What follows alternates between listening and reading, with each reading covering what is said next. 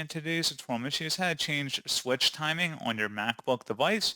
So this should hopefully be a pretty straightforward process here, guys. And without further ado, let's go ahead and jump straight into it. So all you have to do is select the Apple icon up in your menu bar and then go down and select System Settings. On the left panel, select Accessibility, and then on the right side, if you scroll down underneath Motor, select where it says Switch Control. You can locate the option that says Switch Timing. Go ahead and select that, and then you can adjust all of these parameters in here. Select Done once you're done, and that's all you have to do. So pretty straightforward process, guys, and as always, thank you for watching. I do hope that I was able to help you out, and I do look forward to catching you all in the next tutorial. Goodbye.